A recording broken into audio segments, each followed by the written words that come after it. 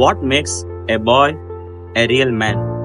அது அவனோட ஏஜா, இல்ல அவன் கிட்ட இருக்கிற பணமா, இல்ல அவனோட மசில்ஸா? இதுல எதுவுமே இல்ல. ஒரு ரியல் மேன் எப்படி தெரியுமா உருவாக்கப்படுறான்? Responsibility, discipline, character. இதனால மட்டும்தான். Responsibility over excuses.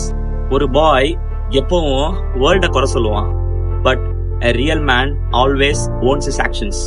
ஒரு மேன் எப்பவும் அவனோட லைஃப் சக்சஸ்க்காக வெயிட் பண்ண மாட்டான், அதை உருவாக்கிப்பான். நீங்களும் சாக்கு போக்கு சொல்றதெல்லாம் நிறுத்திட்டு உங்க லைஃப சொந்தமாக்க ஸ்டார்ட் பண்றீங்களோ அப்போதான் மேன்ஹுட்குள்ள ஸ்டெப் எடுத்து வைக்கிறீங்கன்னு அர்த்தம். Strength is not just physical.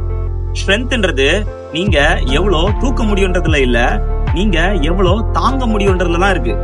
ஒரு ரியல் மேன் லைஃப் எவ்வளவு ஹார்டா இருந்தாலும் பிசிக்கலி, மென்டலி, எமோஷனலி ஸ்ட்ராங்கா இருப்பான்.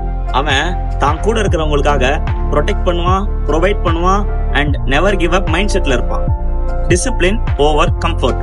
ஒரு பாய் தன்னோட ஃபீலிங்ஸை ஃபாலோ பண்ணுவான், ஆனா ஒரு மேன் தன்னோட பர்பஸை ஃபாலோ பண்ணுவான். டிசிப்ளின் வீக்கானவங்க கிட்ட இருந்து ஸ்ட்ராங் ஆனவங்களை எப்பவும் செப்பரேட் பண்ணும். நீங்க எப்போ கம்ஃபர்ட்டை சேஸ் பண்றதை விட்டுட்டு growth சேஸ் பண்றீங்களோ அப்போ you become unstoppable. Respect, integrity. ஒரு ரியல் மேன் மத்தவங்களை எப்பவும் ரெஸ்பெக்ட் பண்ணுவான். அது ஃபியர்னால இல்ல, பிரின்சிபல்ஸ்னால. எப்பவுமே அவனோட வேர்ட்ஸ்ல ஒரு அர்த்தம் இருக்கும் அண்ட் அவனோட ஆக்ஷன்ஸும் அவனோட வேல்யூவோட ஒத்து போகும். அதுதான் ரியல் மேனை ரெஸ்பெக்ட ஏர்ன் பண்ண வைக்குது. ஒரு மேனா இருக்கிறது உங்ககிட்ட என்ன இருக்குன்றத வச்சு இல்ல, நீங்க யாருன்றத வச்சுதான். And the choice is yours. Stay a boy or become a man.